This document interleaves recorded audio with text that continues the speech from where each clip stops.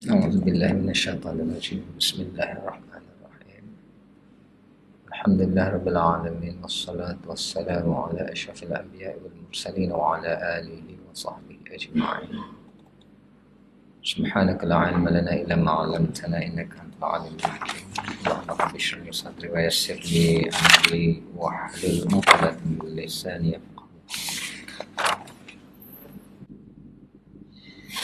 Baik, kita berhenti di muka surat 38. Semalam itu ditajuk keadaan surah-surah Al-Quran yang saling berkaitan. Okey.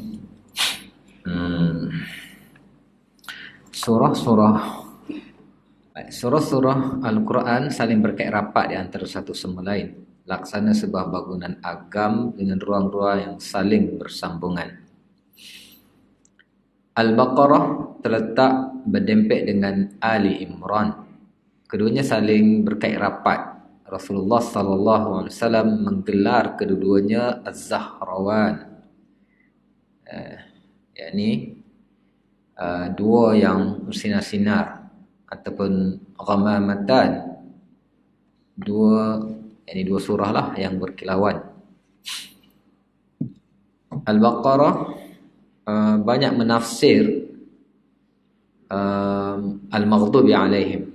Maksudnya rangkai kata al-maghdubi alaihim, dan Ali Imran pula banyak mentafsir perkataan ad-dallin. Yang kedua-duanya berada di akhir surah Al-Fatihah. Surah Talaq terletak beramping dengan surah Tahrim. Topik kedua-duanya sama, berkaitan dengan kehidupan kekeluargaan. Al-Anfal terletak berdempet dengan At-Taubah. Kedua-duanya membicarakan tentang jihad. Ad-Duha dan Al-Insyirah terletak berdampingan. Kedua-duanya menjadi penghibur dan pembimbing Nabi sallallahu alaihi wasallam melakukan sesuatu.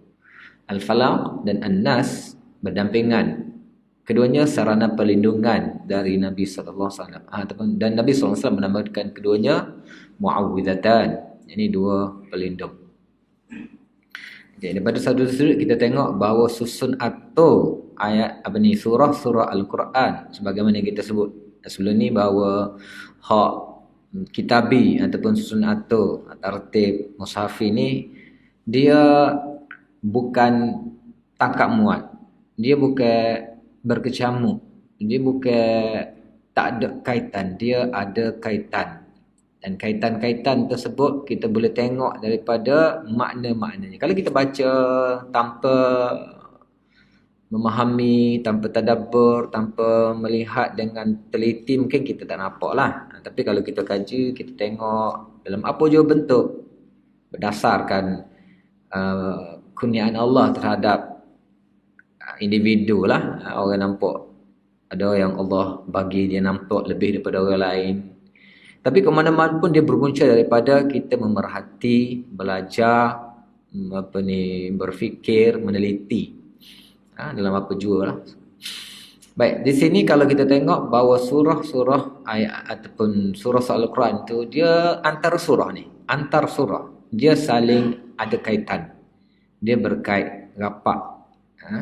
Contohnya kita tengok Al-Baqarah, dia berkait rapat atau dia duduk dekat Ali Imran. Dan Rasulullah menggelarkan keduanya Az-Zahrawan. Jadi apa kaitan rapat di antara dua surah tersebut? Antara kaitan rapat yang mungkin di ayat yang setengah ulama tafsir nampak, atau mungkin setengah ulama tafsir nampak lain, ataupun mungkin kita sendiri tengok nampak lebih lagi, tak tahulah kan. Cuma ada kaitan antara dua surah yang Rasulullah gelarkan sebagai dua surah yang berkilauan ini. Kalau kita tengok Al-Baqarah banyak menafsir frasa al-maghdubi alaihim, yakni golongan al-maghdubi alaihim, golongan yang dimurkai, yang disebut dalam surah Al-Fatihah. Dan surah Ali Imran pula banyak mentafsir golongan ad-dallin, yakni golongan yang sesat. Jadi maksudnya kaitan awal lagi daripada surah Al-Fatihah lagi. Kita tahu bahawa surah Al-Fatihah ni apa kita kata, intipati dia adalah doa, kan? Al-Fatihah ni intipati dia adalah doa. Permulaannya adalah kita kata pujian-pujian pada Allah SWT. Dan selepas pujian, gapo sebenarnya? Kita memasrahkan diri kita pada Allah SWT. Iyyaka na'budu wa iyyaka nasta'in. Dan kita minta, intipati dia adalah ihdinas siratal mustaqim. Sebab itulah antara nama surah Al-Fatihah yang kita sebut semalam adalah ad-du'a, al-mas'alah, surah ta'limul kaifiyatus soal. Maksudnya ada doa. Lepas tu suratul munajat. Memang dia surah kita bermunajat, surah kita berdoa. Jadi sebenarnya Al-Fatihah inti dia adalah ihdinas siratal mustaqim. Ihdinas siratal mustaqim. Jadi apakah as-siratal mustaqim? Siratal mustaqim itulah penjelasan pada as-siratal mustaqim, siratal ladzina an'amta 'alaihim ghairil maghdubi 'alaihim waladdallin. Amin. Alladzina an'amta 'alaihim ada disebut sebelum yang kita sebut sebelum ni, ditafsirkan dalam satu ayat yang lain. Dan al-maghdub 'alaihim dan ad-dallin itu siapa? Kalau kita tengok dalam terjemahan al-maghdubi 'alaihim, mufassir mengatakan golongan Yahudi, ad-dallin golongan Kristian. Okey, daripada mana ad-dallin Kristian dan al-maghdubi alaihim disifatkan sebagai golongan Yahudi? Kita tengok dalam surah seterusnya. Selepas surah Al-Fatihah, surah Al-Baqarah menjelaskan siapakah golongan al-maghdubi alaihim sebagai penjelas, sebagai pentafsir kepada doa kita sebelum tu. Maksudnya Quran ni saling berkaitan, bukan setakat antara surah. Daripada Al-Fatihahnya lagi, selepas tu disambut pula dengan kita kata penjelasan zalikal kitabul la raiba fihi hudal lil muttaqin, petunjuk yang kamu minta dalam kitab yang tidak ada diragukan ini. Dan siapakah golongan al-maghdubi alaihim dijelaskan dalam surah Al-Baqarah. Dan al-dallin tengok dalam surah Ali Imran banyak menekankan ataupun khitabnya kepada golongan-golongan orang yang menuhankan Isa dan ibu bondanya. Ini golongan Kristian ataupun Nasara. Jadi ada kaitan tu. Susun atur itu ataupun al-tat tu kalau diperhatikan, sebab itulah ugi orang siapa yang hanya membaca tapi tidak dapat mengutip apakah di sebalik mutiara-mutiara di sebalik Al-Quran. Jadi di sebalik dua surah berdampingan ini yang letak menyambut kita kata doa ataupun permintaan kita selepas amin dalam surah Al-Baqarah, surah Al-Fatihah, maka kaitan dia tu susun atur itu diletak sangat comel, kaitan rapat. Sebab tu dia kata tadi seolah-olah bangunan agam yang ada ruang-ruang yang saling bersambung, yang susun atur dia tu kita nampak sebuah bangunan yang sempurna. Kita tahu mula-mula masuk itu apa kita kata ruang tamu, dan lepas ruang tamu tu bilik mana, dapur di mana, kita apa ni susun atur rumah agam itu, kesempurnaan susunan itu seperti Al-Quran juga. Susun aturnya sempurna. Maksudnya satu rumah yang besar, susun aturnya, ruang-ruangnya adalah kita kata indah dan tidak berkecamuk. Mungkin kita masuk ruang tamunya dulu, ataupun kita gimana kalau tidak rumah agam, kita ke mana, ke tempat apa kita kata, pergi ke resort ke mana, kita mula-mula masuk tengok bangunan yang besar dulu, gapo tu tempat kita adakah kita bertemu dengan masuk gate tu jumpa dengan gapo kita kata store dulu ke tak, kita jumpa tempat yang kita nampak ni tempat reception dia, okay? Lepas tu suite lah mana, hak ni mana, kita tahu bahawa susun atur yang indah itu memberi satu peranan yang besar bila kita tengok satu bangunan yang kita tengok tidak berkecamuk. Jadi Al-Quran pun begitu juga, dia ada susun atur dia yang seperti rumah agam yang besar, ada ruang tamu dia, dan ruang tamu selepas ruang tamu itu mungkin bilik tamu. Okay, ruang tamu, bilik tamu tu belakang sekali, kita terpaksa melepasi bilik bibik dulu ke tak? Bilik bibik dulu ke tak? Dia ruang tamu Lepas tu bilik tamu, agar tamu lebih selesa. Tidaklah kata ruang tamu okey dah. Lepas tu bilik tetamu tu jauh sekali di penghujung, bersebelahan dengan bilik bibik ke. Ataupun pergi tu mula-mula tu bilik bibik dulu. Tidak lagu tu lah. Jadi begitu juga. Al-Fatihah tu sebagai pembuka. Dia adalah apa? Reception lah kan. Tempat mula-mula kita pergi tempat ruang mula-mula Al-Fatihah. Lepas tu ruang mana. Bersambungan menjadi membina satu kompleks, satu mall, satu gapo yang apa ni? Yang comel lah susun atunya. Baik. Seterusnya surah At-Talaq berhampiran dengan surah At-Tahrim. Yang kita tengok kedua-duanya berkaitan dengan kehidupan keluarga. Surah At-Talaq, surah At-Tahrim kita tengok berkaitan dengan kekeluargaan, tentang isteri-isteri Nabi, tentang Talaq sendiri pun tentang ni kan, kekeluargaan. At-Tahrim pun begitu juga. Topiknya lebih kurang. Sama. Jadi duduk dekat dua tu. Surah Al-Anfal dengan surah Taubah kedua-duanya membicarakan tentang jihad. Anfal tu maksudnya apa kita panggil? Harta rampasan perang yang ada pada tubuh apa ni kita kata musuh yang terbunuh. Ia berkaitan dengan perang. At-Taubah memang surah Taubah, surah Bara'ah tersebut memang surah perang, surah Allah menunjukkan kemurkaannya, Allah membongkar segala kita kata apa ni, tipu daya dan apa semua dalam tu. Ayat-ayatnya ayat yang keras. Jadi kedua-duanya duduk saling berdekatan. Okey. Ad-Duha dan Al-Insyirah terletak berdampingan. Keduanya penghibur dan membimbing Nabi melakukan sesuatu. Cuma Ad-Duha. Dan Nabi SAW pun sering membaca kedua-duanya sekali dalam solat. Maksudnya kalau rakaat pertama Ad-Duha, rakaat kedua Al-Insyirah. Maksudnya dia boleh kita kira sebagai sunnah lah. Wad-Duha dulu dan Alam Nashrah. Ayat ini tasliyah dua-dua. Tasliyah benar. Wad-Duha wal-laili idza saja ma wadda'aka rabbuka wa ma qala. Walal akhiratu khairul laka minal ula. Apa ni memujuk ataupun apa ni kita kata tasliyah lah, memujuk Nabi SAW bahawa kami tidak pernah meninggalkan engkau dan kami tidak pernah membenci engkau. Sama juga dengan alam nashrah laka sadrak wa wada'na anka wizrak alladhi anqadha dhahrak wa rafa'na laka dhikrak fa innamal usri yusra innamal usri yusra. Maksudnya ayat itu memberi tasliyah, memberi apa kita kata perangsang, memberi kata-kata semangat kepada Nabi SAW yang sedang berhadapan pada ketika itu dengan kita kata pelbagai bentuk apa ni, pelbagai bentuk inilah kita kata kecaman ataupun penolakan daripada kaumnya. Di samping berlaku masalah kematian apa ni orang yang selama ini menjadi tulang belakang dia. Jadi Alam Nashrah dan Wad-Duha ni surah-surah yang serupa.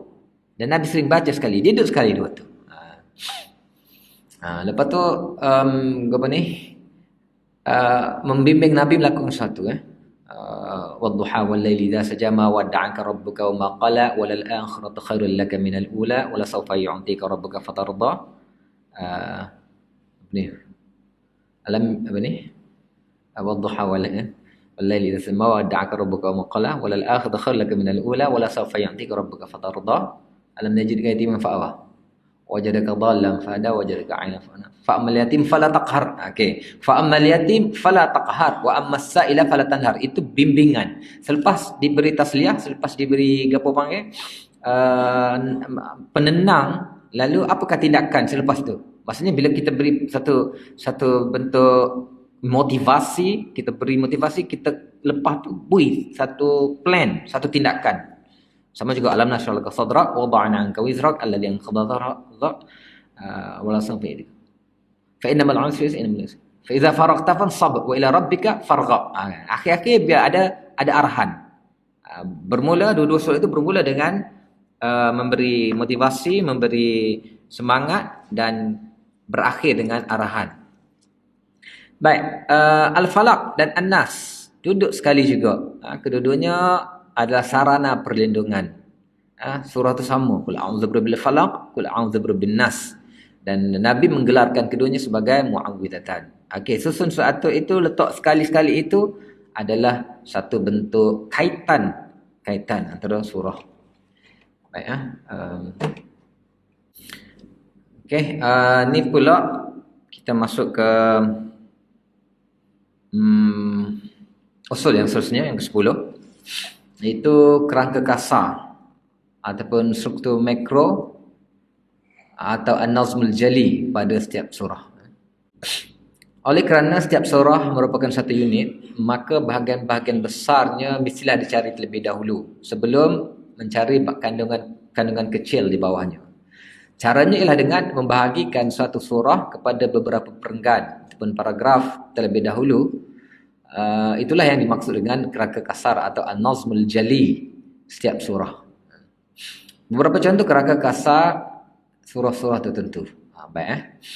Jadi surah, apa maksud surah? Surah itu maksudnya satu surah lah, kita kata satu kawasan, satu unit, sama ada besar ke kecil, telah dibahagikan mengikut satu unit tersendiri, berbeza dengan juzuk dan pembahagian rukuk dan seumpamanya. Jadi dia ada unit tersendiri. Jadi bila dia unit tersendiri, kita cara nak mengkaji apakah maksud, apakah mesej, apakah kita kata tajuk perbahasan dalam satu-satu surah. Nak kalau surah tu sangat besar kan, surah besar, maka caranya ialah kita cari dulu kandungan besar dia. Maksudnya satu surah itu kita bahagikan kepada perenggan yang mana setiap perenggan itu apakah poin yang berada dalam perenggan tersebut. Jadi membahagikan pada perenggan besar ini kita panggil an-nazmul jali. An-nazmul jali ataupun struktur makro. Jadi hak ni ataupun kaedah ini ataupun memandang daripada sudut makro ini mungkin salah satu daripada kita kata cara ataupun kaifiah setengah mufassilah, bukan semualah. Maksudnya kalau kita tengok, bukan semua tafsir membahagikan kepada struktur sebeginilah kan. Jadi macam kita belajar ni ataupun tafsir Maulana sendiri, di pembahagian tu ada. Dia ada struktur yang besar, struktur yang kecil, sebenarnya makro ataupun mikro. Maka kita, permulaan untuk memahaminya kita bahagikan pada gitu dulu. Berbeza dengan orang yang tidak bahagikan gitu dulu, mungkin dia terlepas pandang dengan mungkin hanya membahas kepada ayat tersebut daripada sudut bahasa sahaja ke penjelasan ataupun huraian daripada sudut balaghah ke sudut gapo, tanpa melihat bahawa dia ada poin-poin tertentu pada perenggan-perenggan yang khusus. Maksudnya kita boleh bahagikan dulu untuk kerangka besarnya. Kerangka besarnya bahagikan dulu, dan daripada kerangka besar tu baru kita bahagikan kepada kerangka-kerangka kecil. Macam tadilah kita kata satu rumah agam yang besar, dalam satu ruangan satu rumah yang besar itu kita bahagikan dulu kerangka besar dia. Ini ruang tamu, ini bilik tamu, ini dapur, ini master bedroom, ini dining room, ini bilik anak perempuan, ini bilik anak lelaki, ini bilik kita kata apa ni, ruang membasuh ke ataupun ikutlah rumah bilik bibi ke ataupun store ke. Itu ruang-ruang besar dulu. Kan, ruang-ruang besar kita bagi. Jadi dalam ruang besar tu barulah kita tengok apa yang ada dalam ruang. Contoh kita kata okey, ruang tamu, dalam ruang tamu tu struktur mikro dia yang membezakan dia di antara perenggan ini dengan perenggan ini. Mungkin dalam ruang tamu tu mungkin ada sofa, mungkin ada TV plasma ke kan, ataupun mungkin permainan yang comel ke, ataupun bilik kita boleh share lah. Kita boleh share, okey, ini bilik bibi, ini master bedroom ni, ini bilik Cak Pink belakang ni semua barang, ada teddy bear lagi. Ini bilik anak perempuan dia kan. Tengok bilik sebelah ni pula ada dengan barang anak lelaki. Ni bilik anak lelaki. Jadi pembahagian yang mula-mula ialah bahagikan kepada struktur yang besar, dipanggil makro, dan lepas tu barulah diklasifikasikan, dihurai, diperincikan dengan struktur mikro tersebut. Okay? Jadi pembahagian tersebut menurut kaedah ini ataupun seperti mana yang kita belajar ni, dan kita boleh turut juga boleh ikuti tafsir Maulana lah tentang tafsir mengikut struktur makro dan makro ni. Okey. Jadi contohnya surah Al-Baqarah. Surah Al-Baqarah kalau kita bagikan kepada kerangka kasar ataupun kerangka besar dia, kita akan dapati bahawa Al-Baqarah punya 4 bahagian ataupun 4 perenggan. Ada 4 perenggan besar. Itu pembahagian awal dulu. 4 perenggan besar. Yang pertama pendahuluan. Yang kedua tentang Bani Israel. Yang ketiga tentang umat Islam. Dan bahagian keempat penutupnya. Begitu juga dengan surah Al-Imran. Sebesar-besar surah Al-Imran itu dibahagi kepada 2 perenggan besar. Secara umumnya tentang ahli kitab, yakni orang-orang Kristian, dan kedua tentang orang-orang Islam. Okey, itu pembahagian yang telah dibuat. Mungkin boleh rujuk kepada tafsir seterusnya. Bila kita masuk tafsir, kita akan bahagikan lebih rinci lah. Al-A'raf mengandungi 4 bahagian besar, di antara pendahuluan, penutup dan peristiwa 6 kaum. Hud mengandungi 8 bahagian besar, di antara pendahuluan, penutup dan juga peristiwa 6 kaum. Al-Kahfi pula 4 bahagian besar, di antara pendahuluan, penutup dan dikemukakan 4 kisah. Al-Jumu'ah mengandungi dua bahagian besar. Pertama tentang sikap orang-orang Yahudi terhadap kitab Taurat dan ajaran-ajarannya. Kedua tentang apa yang diperintahkan kepada orang beriman pada hari Jumaat. Macam kalau surah-surah yang agak pendek gini, kita kita boleh tengok juga daripada sudut pembahagian rukuk. Kadang-kadang pembahagian rukuk, sebab pembahagian rukuk ni memang dia di pilihan rukuk ataupun ain itu memang dia sudah sudah bahagikan cerita. Ini cerita tentang apa, ni cerita tentang apa. Kadang-kadang macam surah-surah yang kecil ni, kita boleh tengok pembahagian rukuk itu sebagai pembahagian perenggannya. Kalau macam surah-surah besar tadi, dia banyak rukuk dia banyak sangat rukuk. Mungkin dalam satu cerita tu beberapa rukuk, tapi masih lagi menceritakan tentang point ataupun judul yang sama. Tapi kalau macam surah Al-Jumu'ah, surah Al-Munafikun, mungkin pembahagian rukuk juga boleh membantu. Walaupun kita kata dia bukan satu pembahagian tauqifi, tidak disebut oleh Nabi. Tidak juga ada riwayat sahabat bahawa Nabi rukuk di akhir rukuk ini, tak ada. Tapi ulama melihat kepada maksud maknanya telah bagi rukuk itu, dia juga boleh kita lihat daripada satu pembahagian. Dan dia juga mungkin kalau surah pendek adalah pembahagian perenggan. Sebab tu kalau kita tengok macam tafsiran kadang-kadang bukan tafsiran lah, terjemahan, Quran terjemahan kita baca terjemahan, kadang-kadang kita nampak macam ada tajuk. Ada tajuk tu, betul lah, tajuk tu memang merangkumi rukuk ataupun inilah penceritaan tersebut. Surat An-Naba mempunyai 3 perenggan utama selain menggambarkan kiamat dan yang sentiasa dipertikaikan dan juga mengemukakan sifat-sifat durjana dan sifat-sifat takwa. Contoh jika surat An-Naba tak daripada Amma Tasa'alun Anin Naba'il Azim, kita tengok siapa kepada inna jahannama kanat mirsada lit-taghina ma'aba labithina fiha ahqaba la yazuquna fiha baddan wala syaraba illa hamima wa ghasaqa. Itu macam perenggan kedua dah. Tentang mula-mula tentang amay tasalun 'anil naba'il 'azim alladhi hum fi mukhtalifun kalla sayalamun summa kalla sayalamun. Lepas tu inna yawmal fasli kana miqata yawma yunfaqu fis suri fatatuna afwaja wa hadis sama fakanat abwaba wa sayyiratil jibal fakan saraba. Inna jahannama kanat mirsadat. Itu cerita tentang at-taghin, habis pada tu innalil muttaqina mafazan. Innalil muttaqina mafaza hadaika wa anaba wa kawa'ib atraba wa ka'san dihaqa la yasma'una fiha lagwan wala kidba. Tak pasti sama ada ain ke dekat situ. 3 perenggan yang dibagi kita tengok. Ini ada Quran Majid lah. Kalau boleh perhatikan Quran Majid, ada ain tak pada innalil muttaqina mafazat? Anda percaya masih ada ain situ. Kalau pembahagian rukuk, kalau rujuk pada Quran Majid lah, Jadi 3 perenggan tersebut dalam surah An-Naba. Surah An-Naba daripada Amma Yatasaalun siapa cerita At-Taghin, lepas At-Taghin cerita Al-Muttaqin. Itu perenggan yang kalau surah-surah pendek gitu mungkin diwakili oleh rukuk. Mungkin diwakili oleh rukuk. Kalau ada Quran Majid. Tapi Quran Majid ni agak susah dah lah ni kan.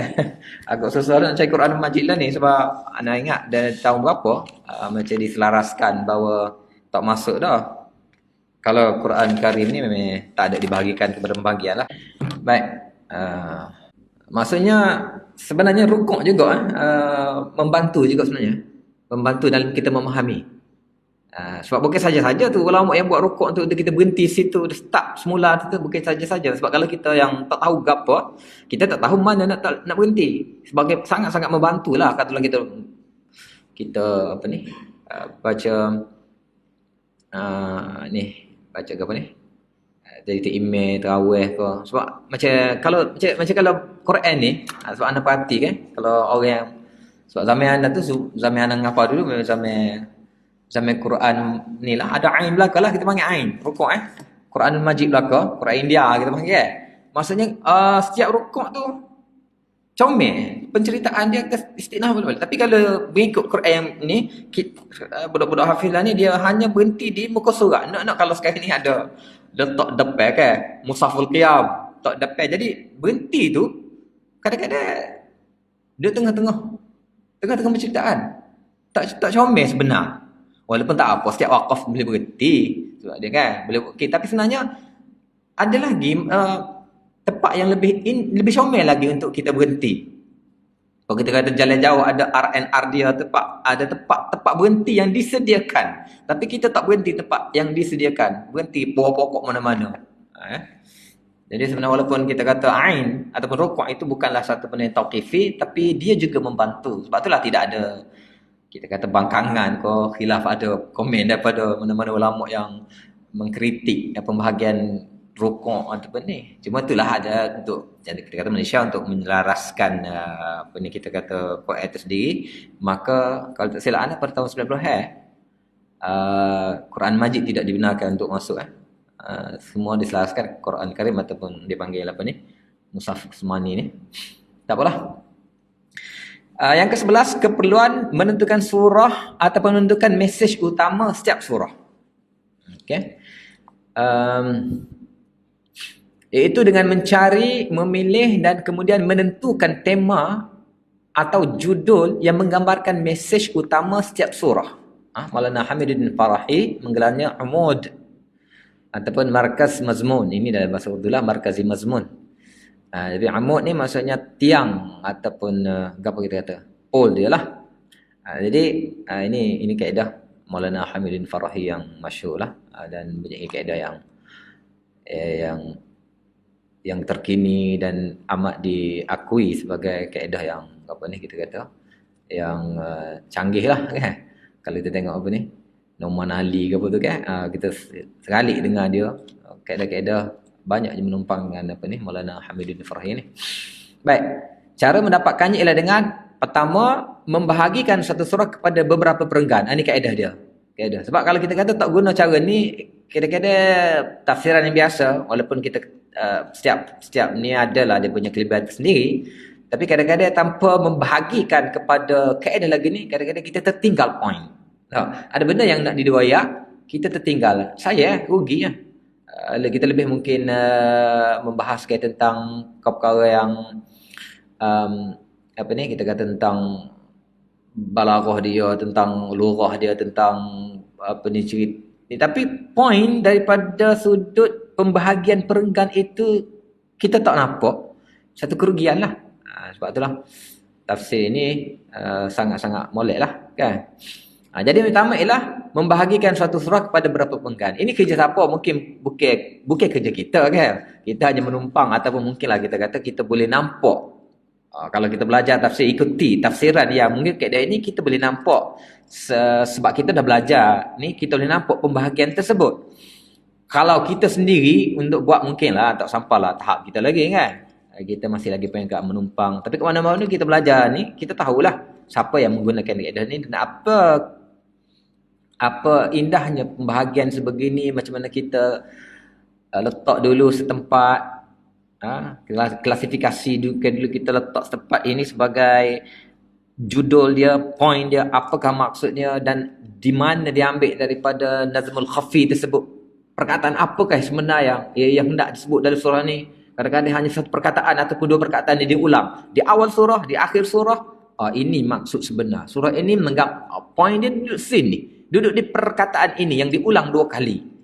Berulang dua kali di awal ataupun di akhir ataupun ikutlah di mana, tapi poin sebenar mungkin ada tersembunyi dalam satu-satu, sama ada kalimah, sama ada satu frasa, satu rangkai kata ataupun seumpamanya yang boleh dikutip melalui pemerhatian orang yang menggunakan kaedah ni.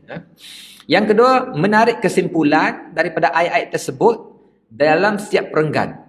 Pertama, kita bahagikan dulu pada perenggan dan gapo poin dia, apa kesimpulan daripada perenggan ini. Yang ketiga, membuat kesimpulan daripada keseluruhan ayat-ayat tersebut dalam setiap perenggan sebagai mesej utama surah. Ini kita boleh ikutilah dalam tafsir, mungkin lebih dibahaskan lebih detail lagi lah. Okay. Mesej utama surah itulah juga yang dikira sebagai tema atau judul suatu surah. Itulah kaedah penentuan untuk mengetahui mesej utama sesuatu surah.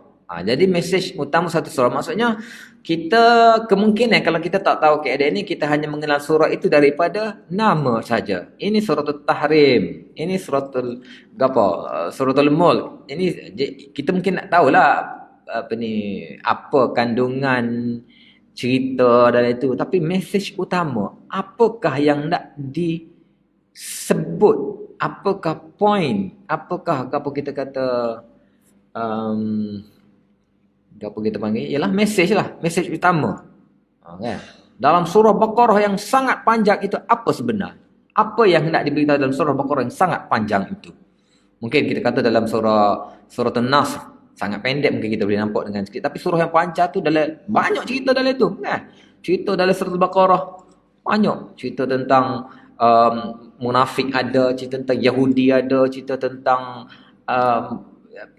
iblis dengan Nabi Adam ada, cerita tentang orang mukmin ada, cerita macam-macam cerita tentang ayat apa lagi, ayat berutai ada, macam-macam hukum hakam semua ada. Tapi apa yang kita nak ekstrak daripada surah yang besar itu sebagai tema, tajuk atau point dia, kan?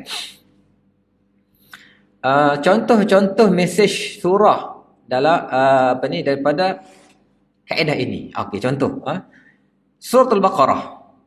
Apakah mesej dalam Suratul Baqarah yang dapat diekstrak, yang dapat dikeluarkan oleh orang yang merhatikan daripada kaedah tema ini? Surah yang sangat panjang itu, dia punya mesej dia apa? Mesej dia adalah penukaran kepimpinan. Penukaran kepimpinan. Itu mesej utama Suratul Baqarah. Jadi kalau kita tengok situ Suratul Baqarah, dalam tu ada penukaran kiblat. Kan? Ada penukaran kiblat. Qad nara taqalluba wajhika fis sama' falanwalliyannaka qiblatan tardaha fawalli wajhaka syatral masjidil haram wa haitsu ma kuntum fallu wujuhakum syatrah. Mungkin kalau kita tengok daripada sudut mesej utama gini, mungkin kita tengok itu hanya satu apa kita panggil, satu sejarah tentang penukaran kiblat. Bahawa dia menceritakan suatu ketika Nabi SAW diarahkan untuk menukarkan kiblat daripada asalnya ke arah Baitul Maqdis kepada Baitullahil Haram. Mungkin setakat tu je yang kita tahu. Tapi apa yang sebenarnya? Apa poin sebenarnya daripada keseluruhan? Ianya bukan setakat penukaran kiblat, tapi penukaran kepimpinan. Sebab cerita dalam surah Al-Baqarah dia banyak menghentam, banyak membongkar, banyak menempelak orang-orang Yahudi. Yang mana orang Yahudi yang digelarkan oleh Allah juga sebagai ahlul kitab. Ahlul kitab. Dan mereka juga merasakan mereka adalah bangsa pilihan. Memang pun mereka adalah bangsa pilihan sebenarnya. Sebab tu payah nak terima dakwah daripada Nabi SAW. Sebab mereka tak nampak langsung yang mereka akhirnya akan dipimpin oleh orang Arab. Dan sebab itulah mereka tidak menerima. Jadi situ banyak menempelak, banyak membongkar, banyak daripada orang Yahudi dengan maksudnya bahawa orang Yahudi ataupun ahli kitab, mereka sudah tidak layak lagi untuk memimpin. Mereka adalah bangsa yang sangat banyak jenayahnya. Sampai mereka juga adalah bangsa yang paling banyak membunuh para anbiya. Mereka menolak, mereka menukar, mereka mengubah, mereka macam-macam.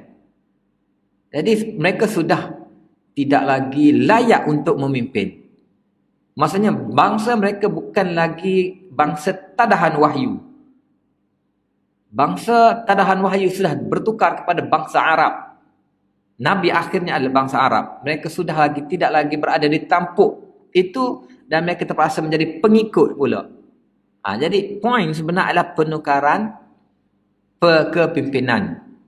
Sebab tu dalam suatu ketika bila kita dah lama, bila kita dah rasa kita dah bangsa pilihan, kita rasa dah lama berkuasa ke apa, akhirnya kita kena sedar bahawa kita kena juga penukaran kepimpinan tu kena ada. Ada kalau dulu kempen ini kalilah kau ikutlah. Maksudnya kempen penukaran kepimpinan apabila satu kepimpinan itu sudah rosak. Sudah banyak benda yang perlu diperbaiki. Dia tak boleh berada selama-lamanya di atas. Dia kena tahu zaman kalau roda zaman dia berada di bawah dah. Dia tidak akan selama-lamanya di atas. Ini adalah poin yang ada di dalam surah Al-Baqarah.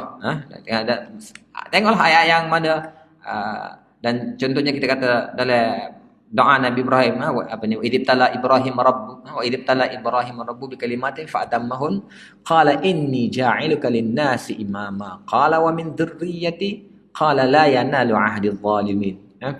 Ketika Nabi Ibrahim diuji dengan perkalimah dan kami mengatakan inni ja'iluka lin-nas imaman. Sebab itulah Ibrahim sebagai imam kan. Kami jadikan engkau Ibrahim sebagai imam, sebagai pemimpin. Qala wa min zurriyyati. Lalu Ibrahim mengatakan, adakah zuriat aku juga? Adakah kepimpinan ini diwarisi juga oleh zuriat aku? Qala la yanalu ahadul zalimin. Lalu Allah mengatakan, janjiku ini tidak akan diterima, tidak akan sampai kepada orang yang zalim. Maksudnya kepimpinan ini bukan selama-lamanya diwarisi. Memanglah kita kata Nabi Ibrahim ni, kita kata generasi dia kalau sebelah Nabi Ishak, Nabi Yaqub, siapalah Bani Musa, Bani Israel apa semua itu asal keturunan Nabi Ibrahim yang tapi Allah mengatakan la yanalu ahadz zalimin. Walaupun mereka awal memang kita kata warisan kepimpinan itu diterima oleh bangsa mereka, tapi satu peringkat apabila mereka telah melakukan banyak kesalahan, maka kepimpinan itu harus berubah. Jadi poin sebenar kalau kita tengok banyak cerita ni dia merujuk kepada tu. Jadi nak boleh kan benda ni gini. Kalau kita tidak bahagikan ataupun tak nampak daripada sudut kita baca setiap cerita, sebab banyak sangat cerita. Bila cerita tentang apa kita kata Baqarah, kita mungkin nampak tentang Baqarah, tentang bila kita tukar pada tajuk yang lain. Jadi mesej besar satu surah tu kita nak ekstrak, nak ambil satu poin tu. Ini melukai kepada. Jadi seperti mana kita kata tadilah, ini bukan kerja kita, tapi kerja ulama-ulama yang buat lagu ni, dan kita kena tahu juga dia punya flow dia lagu mana, dia cara dia tu. Jadi kaedah ni lah kaedah. Jadi adakah kita langsung tak boleh? Bukan kita kata dah tertutup. Maksudnya ulama saja yang boleh buat. Kita tak boleh tengok daripada sudut pandang kita sendiri. Mungkin boleh. Mungkin kita tengok daripada surah-surah yang lain, kita perhati, renungi. Allah bui satu benda yang mungkin orang lain tak nampak. Kita tak tahu, kan? Baik, Al-A'raf, punca kebinasaan dan kebangkitan satu kaum. Jadi dalam surah Al-A'raf, apa sebenarnya mesej dalam surah Al-A'raf? Mungkin kita baca tu banyak cerita Nabi tu, cerita Nabi ni ke apa kan. Tapi gapo sebenarnya satu surah itu dia nak royak. Surah Hud, tauhid dan istighfar, penyelamat umat manusia. Surah Al-Qasas, kesombongan dan sifat suka melakukan kerosakan di muka bumi bawa padah kepada manusia, baik di dunia maupun di akhirat. Surah At-Tin, adanya dalil-dalil nakli dan adanya dan akli, dalil nakli dan dalil akli kewujudan kiamat. Surah At-Tin yang pendek tu. Wat-tini waz-zaitun wa turi sinin wa hadzal baladil amin laqad khalaqnal insana fi ahsani taqwim thumma radadnahu asfala safilin illa alladhina amanu wa 'amilus solihati falahum ajrun ghairu mamnun fama yukadzibuka ba'du biddin alaysa Allahu biahkamil hakimin. Pendek ya, tapi ada dalil nakli dan ada dalil akli tentang kewujudan kiamat. Bagaimana kita nampak? Kita nampak buah tin, buah zaitun, dan negeri yang aman ini, kami ciptakan manusia sebaik-baik ahsan taqwim, kemudian kami jatuhkan dia pula sebawah-bawahnya. Dah. Jadi mana dalil nakli, dalil akli tu? Dalil nakli dan dalil akli. Jadi orang yang boleh kita kata keluarkan mesej tersebut ialah apa maksud tin, apa maksud zaitun. Adakah tin zaitun, buah tin dan buah zaitun? Sebenarnya merujuk kepada tin wa zaitun wa hadzal baladil amin, dia bukan tin dan zaitun, tapi merujuk kepada tempat. Tin, zaitun adalah tempat yang banyak buah tin dan zaitun. Mana? Sebelah Syam, sebelah Syria, sebelah apa. Itu tempat apa tu? Itu adalah tempat-tempat ataupun tanah-tanah para anbiya. Jadi seolah-olah Allah sebut para anbiya dahulu dan juga anbiya hadzal baladil amin ni, Mekah ni, siapa nabi terakhir ni Mekah. Seolah Al-Quran ceritakan situ tentang dalil naql, dalil nakli, dalil bahawa kita kata agama Islam ataupun akidah pada Allah dan hari akhirat ni telah dibawa oleh para anbiya selama ini dengan dalil-dalil nakli, yakni ada kitab-kitabnya tersendiri. Kalau ulama para anbiya dulu ada rasul-rasulnya, ada para mursalinnya, ada para anbiyanya dengan kitab masing-masing. Sama jugalah dengan Muhammad yang berada di Mekah. Hadzal balad juga ada kitabnya, yakni kepercayaan tentang akhirat apa ni dibawa oleh dalil nakli. Jadi kita nak buat tubik kan? Bukan kita, maksudnya bukan kita lah buat tubik tu. Ulama lah buat tubik tu kan. Baik, apa ni? Peringatan, kerangka kasar, struktur makro yang tepat bagi suatu surat akan menghasilkan mesej utama yang tepat. Tapi gitulah. Kita boleh buat perenggan, tetapi kita nak daripada perenggan yang besar. Katalah surah Baqarah tadi dibagikan ataupun surah Ali Imran dibagi pada 2 perenggan saja, sedangkan surah Ali Imran besar. Jadi pembahagian 2 perenggan itu mestilah satu perenggan tu sangat banyak ayatnya. Sebab ayat dia ratusan kan. Kalau surah Baqarah tu 286. Maksudnya kita nak ekstrak, kita nak tubik hak mana tu. Itu mempengaruhi ketepatan kita. Betul ke tak bahawa surah ini membawa mesej kepada penukaran kepimpinan, contohlah. Kalau salah cara kita tarik, salah cara kita ambil poin dia, maka tak tepatlah.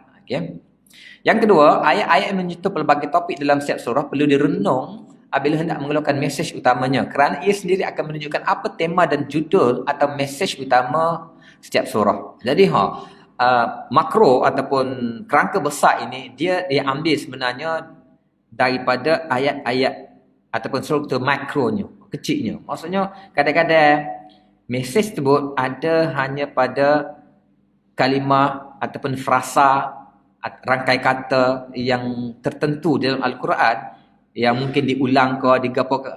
Jadi hak tu dilihat, direnung daripada ayat-ayat kecil. Daripada struktur makro dia barulah kita boleh keluarkan apa maksud sebenar dari perenggan yang banyak. Jadi orang ni memerlukan kita kata apa ni, pemerhatian, penelitian dan hidayah daripada Allah SWT. Selain daripada orang itu juga selain pada orang itu berbakat dan dipimpin oleh Allah Ta'ala, ada taufik ini daripada Allah Ta'ala, dia juga orang yang penuh ilmu alat di dadanya. Dia mahir lah dalam bahasa Arab, dalam khususnya dalam bahasa Arab lah, dan seni-seni bahasa Arab, sebab Al-Quran berbicara melalui bahasa Arab. Melalui bahasa Arab. Poin yang diambil ialah penggunaan, pemilihan kata dan susun atur dalam Quran. Bukan susun atur ayat tu, susun atur perkataan tu. Takdim takhir dia ke, kinayah, gapo ke, ni menggunakan seni halus dalam bahasa Arab. Jadi ke mana-mana pun kena orang ngaji jugalah. Kena orang ngaji. Kena sapa tahap tu. Baru boleh nampak. Walaupun begitu, ialah Allah SWT sebagai kitab petunjuk ni kadang-kadang kita tengok daripada sudut ilmu yang halus gitulah kan. Tapi tak semestinya kalau Allah nak buka suatu benda, kadang-kadang kita tengok orang masuk Islam. Orang yang kita dengar daripada orang Eropah mana yang tak tahu bahasa Arab pun dia baca translate ya. Tapi dia nampak Al-Quran seperti bercakap, berbicara dengan dia. Jadi Allah SWT boleh buka sebenarnya kan? Boleh buka sebenarnya hidayah ataupun message yang Allah nak sebut pada setiap ayat tersebut. Orang yang tak ada basic bahasa Arab pun baca translate pun boleh memahaminya dan mendapati bahawa Al-Quran adalah kitab yang paling benar. Apalagi orang yang ada tinggi di ilmunya boleh nampak lagi halus lagi inilah kan. Mengesan struktur makro pula mengesan struktur makro ataupun an-nazmul khafif kepada setiap ayat ni. Selepas kita bahagikan kepada struktur makro dia, pembagian besar, dan barulah kita tengok kepada struktur makro pun halus. Macam tadilah kita kata ruang-ruang yang besar, kita bahagikan dulu perenggan-perenggannya dan apa pengisian dari perenggan tu barulah kita keluarkan. Kalau bilik tadi, bilik-bilik dapur pula barangan ataupun apa kita kata renovation ataupun apa ni.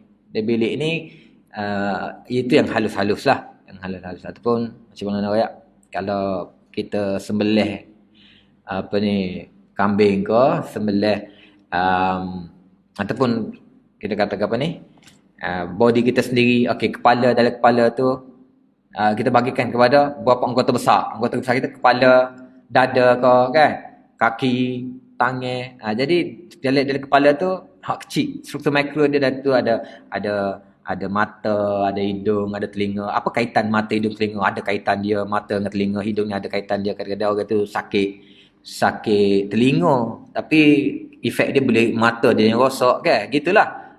Apa kaitan pula antara saraf-saraf dia gap pula, macam mana kaki yang terpijak duri, mulut yang melaung, kau kita kata kan, ada dia punya dia punya rangkaian kaitan dia tersebut. Jadi rangka besar, mungkin anggota besar tersebut, kepala, dada, tapi hak kecil tu, struktur makro tu harus dilihat daripada sudut dia yang berasingan pula lah. Jadi yang ke-12 ini, mengesan struktur makro ni, insyaAllah kita akan bahas insyaAllah. Ya. Baik, setakat dulu untuk hari ini. Subhanakallahumma wa bihamdika asyhadu an la ilaha illa anta astaghfiruka wa atubu ilaik. Subhana rabbika rabbil izzati